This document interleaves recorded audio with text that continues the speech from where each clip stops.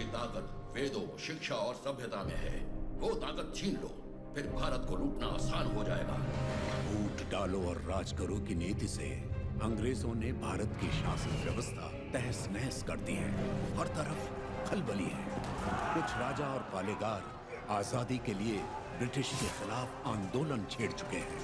हम जानते हैं कि पहला स्वतंत्रता संग्राम 1857 का सैनिक विद्रोह था, जिसमें झांसी की रानी लक्ष्मीबाई ने बहुत बड़ी भूमिका निभाई।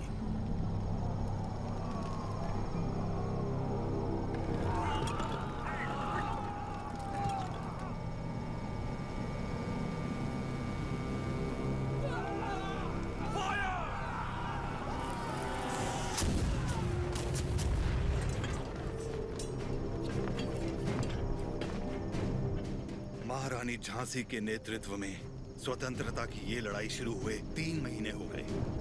20,000 योद्धा हमारे साथ मैदान में उतरे और अब सिर्फ हम 100 योद्धा ही बचे। कल अगर हम रणभूमि में उतरे तो फिर हम 100 भी नहीं बचेंगे। ये स्वतंत्रता संग्राम हमने शुरू किया था और हम ही इसे खत्म करेंगे।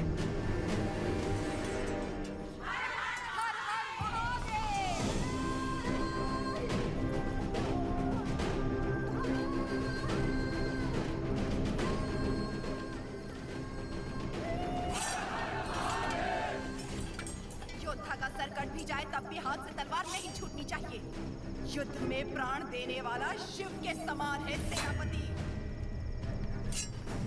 इस लड़ाई को रोकने का हक आपको किसने दिया?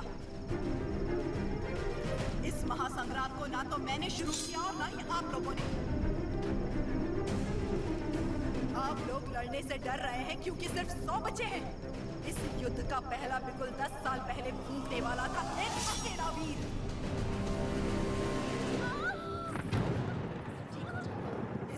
साम्राज्य की जड़ें हिला देने वाला योद्धा एक ही था।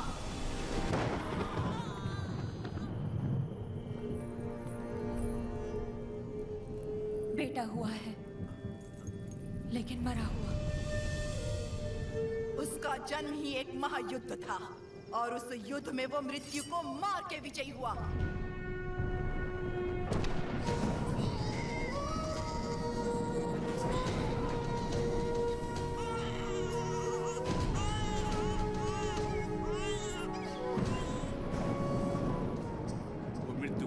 कर पैदा हुआ है, अब मृत्यु से छू भी नहीं सकती।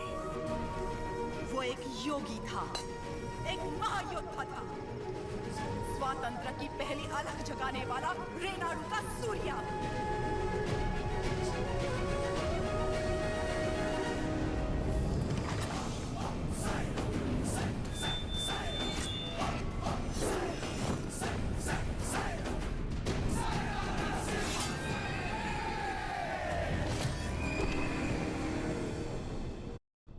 नोसम के पालेगार जयरामी रेड्डी ने अपनी दोनों बेटियां उयालावाड़ा के पालेगार मल्ला रेड्डी से ब्याही थी।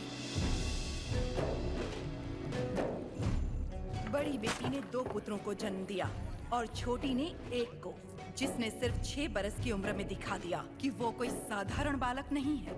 उन दिनों सीमा में भीषण अकाल पड़ा था। वर्षा के लिए यज्ञ करना था।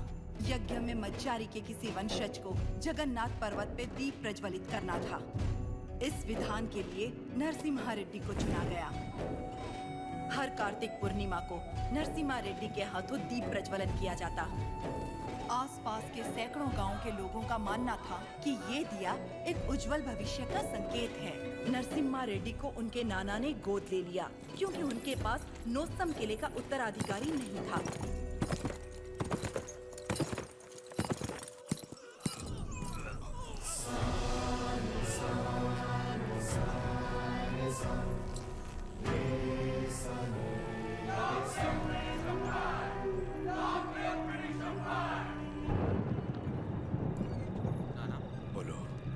जानते हो वो लोग क्यों मारे गए?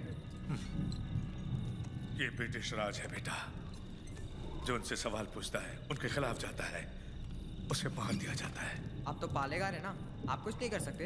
हम नाम के पालेगार हैं। ये अंग्रेज हमारे देश में घुस आए, हमारे अधिकार छीन लिए और हमारी जनता को लूटने लगे अपनी बंदूकों से डराकर। हमारी सत्ता हथियाने के लिए वो हमारे आगे पैसे फेंकने लगे, मुट्ठी भर, जिसकी हमें आदत पड़ गई।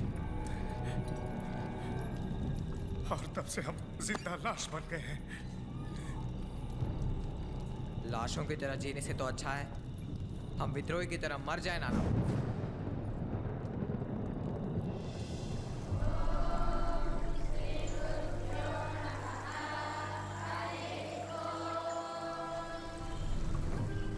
सुना है आपने पूरे देश का भ्रमण किया है? हाँ। क्या सारे देश में गोरे लोग हमारे लोगों को इसी तरह मार रहे हैं? हाँ, मार रहे हैं। तो हमें भी उन्हें मार देना चाहिए ना? नरसिम्हा, अवश्य। तो मुझे आशीर्वाद दीजिए बेटा। मैं मारूंगा उनको। तुम अकेले कितने अंग्रेजों को मारोगे? 10 को तो खत्म कर ही सकता हूँ। हजारों की सेना है उनकी, वो मार देंगे तुम्हें। तो मर जाऊंगा। मारना मरना महत्व नहीं, महत्व है जीत। जीत के लिए तुम्हें युद्ध करना होगा। युद्ध करने के लिए तुम्हारे लोगों का साथ आवश्यक है। उनका साथ तभी मिलेगा जब तुम वही अग्नि उनके अंदर जला पाओगे जो तुम्हारे हृदय के अंदर है। स्वयं युद्ध बनना होगा।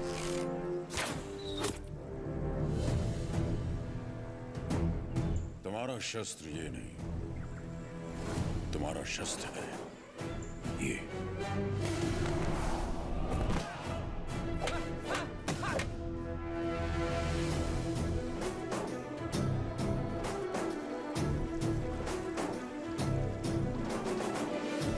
तुम्हें पहले स्वयं पर विजय प्राप्त करनी होगी।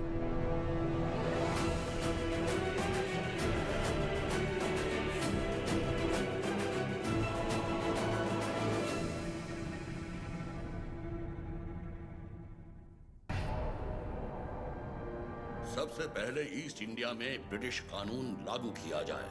छोटे इलाकों से शुरू करके धीरे धीरे समय के साथ पूरे इंडिया में इसे फैला दिया जाए।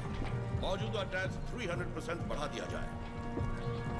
और इस तरह ब्रिटिश साम्राज्य ने भारत पर कब्जा कर लिया। वो बड़े अफसर जिनका अकेला मकसद भारत को लूटना था, उन्हें ऊंची कुर्सियों पर बिठाकर हमारे देश भेज दिया गया।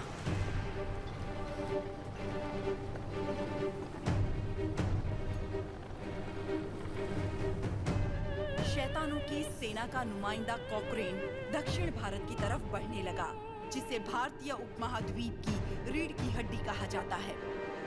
लेकिन उसे वीर भूमि रेनाडू के बारे में क्या पता था? वो कहाँ जानता था कि रेनाडू का सूर्य अंधकार की छाती चीरकर उदय हो चुका है। रेनाडू की धरती 61 छोटे छोटे राज्यों में बटी हुई है। इन राज्यों के सामंत पालेगार कहलाते हैं। ब्रिटिश इन पालेगारों से उनकी सत्ता और एकता दोनों छीन चुके हैं। लेकिन अवुकु राज्य के पालेगार अवुकु राजू, मायदुकुरु के पालेगार वीरा रेड्डी और करनूल के पापा खान उन 61 पालेगारों में से हैं जो आज भी स्वतंत्र शासन कर रहे हैं। नरसिम्हा रेड्डी ने इन सबको एकजुट करने के लिए एक महोत्सव का आयोजन किया।